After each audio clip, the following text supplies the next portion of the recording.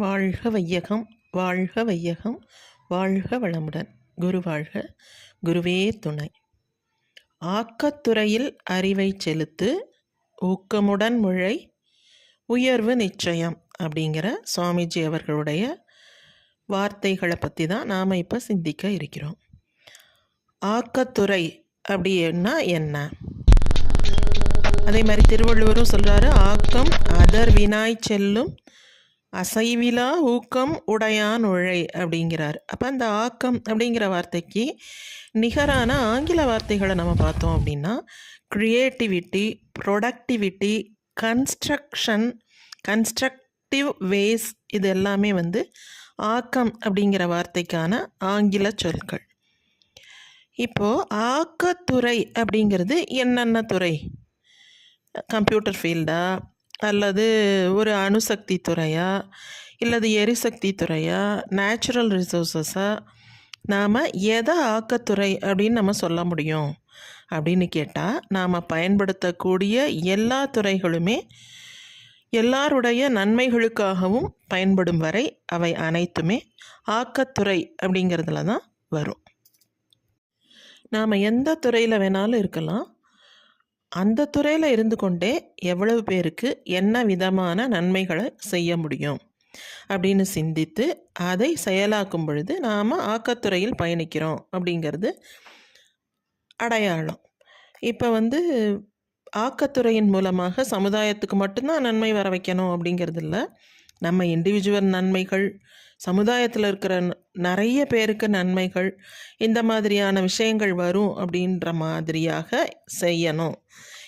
அப்படின்றது வரணும்னா என்ன மாதிரியாக நம்ம செயலாக செய்யணும்?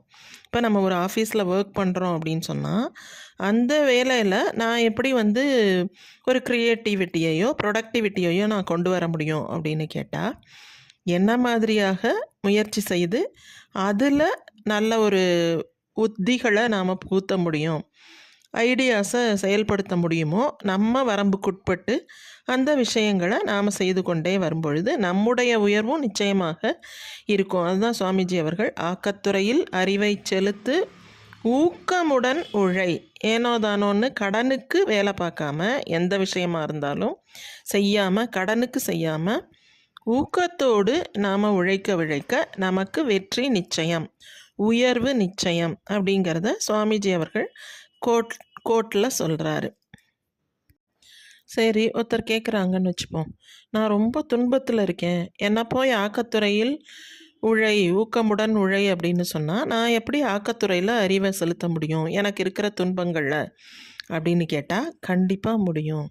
நாம் பாலகுமாரன் தான் ரைட்டர் பாலகுமாரன் தான் ஒரு வாசகம் சொல்லுவார்.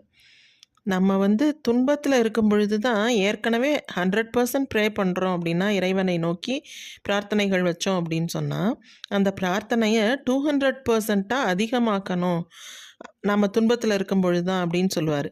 அப்போ அந்த மாதிரி துன்பத்தில் இருக்கிறவங்க இன்னும் அதிகமான ஊக்கத்தோடு மனதை தளர விடாமல் உழைத்து, அல்லது தன்னுடைய பிரார்த்தனைகளின் மூலமாக மேலும் மேலும் மேலும் சுவாமிஜி அவர்கள் சங்கல்பம்னு சொல்கிறார் இல்லையா, அந்த மாதிரியாக சங்கல்பங்கள் போட்டு அதை எந்த விதமாக செயல்படுத்தினா நமக்கு வெற்றி நிச்சயமாக கிடைக்குமோ, நாம் அந்த துன்பத்திலிருந்து மீள முடியுமோ, அந்த விதமாக செயல்படுத்த ஆரம்பித்தோம் அப்படின்னு சொன்னால் இறைவனுடைய அந்த ஒரு துணையோடு நமக்கு எல்லாமே நல்ல முறையில் நடக்கும். உயர்வை நோக்கி நாம் பயணிக்க முடியும். இன்றைக்கி இருக்கக்கூடிய துன்பம் நாளைக்கு இன்பமாக மாறும்.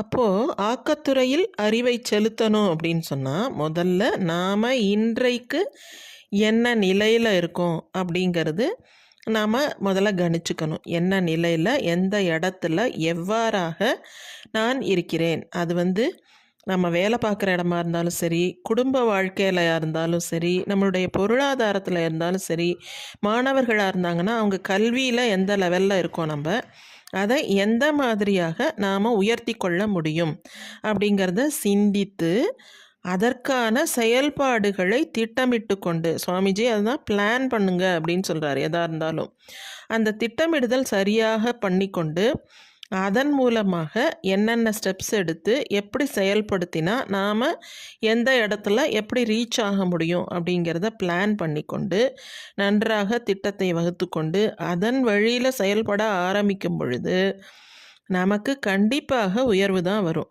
அது இல்லற வாழ்க்கையாக இருக்கலாம், அல்லது சமுதாய வாழ்க்கையாக இருக்கலாம், ஆன்மீக வாழ்க்கையாக இருக்கலாம், அலுவலகத்தை பொறுத்த வரைக்கும் ஆகட்டும் இருக்கலாம், பிஸ்னஸாக இருக்கலாம், எதா வேணாலும் இருக்கலாம். படிக்கிறவர்களுக்கு கல்வியாக இருக்கலாம், வேலையில் இருக்கிறவங்களுக்கு அந்த வேலையில் முக்கியமாக எந்த மாதிரியாக நாம் ப்ரொடக்டிவிட்டியாக கொண்டு வர முடியும் அப்படிங்கிற விஷயங்கள் எல்லாத்தையுமே நாம் சிந்தித்து அதை பிளான் பண்ணிக்கொண்டு திட்டமிட்டு ஒரு பேப்பரில் எழுதி வைத்துக்கொண்டு ஸ்டெப் பை ஸ்டெப்பாக நடைமுறைப்படுத்தும் பொழுது அதற்காக மிகவும் ஊக்கத்துடன் உழைக்கும் பொழுது கண்டிப்பாக வெற்றி நிச்சயம், உயர்வுங்கிறது நிச்சயம். அதுதான் வள்ளுவரும் கூட ஆக்கம் அதர் வினாய் செல்லும். அதாவது ஆக்கமே வழி கேட்டுக்கொண்டு போகுமா.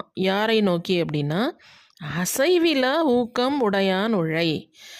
அசைவற்ற அப்படின்னா என்னென்னா எந்த சந்தர்ப்பத்திலையும் மனம் தளராமல் மேன்மேலும் உழைத்து அசையாத மன உறுதியோடு யாரெல்லாம் உழைக்கிறாங்களோ அவங்களை தேடி ஆக்கமே வழியை கேட்டுக்கொண்டு போகும் அப்படின்னு சொல்கிறாரு. வாழ்க வையகம், வாழ்க வையகம், வாழ்க வளமுடன். குரு வாழ்க, குருவே துணை.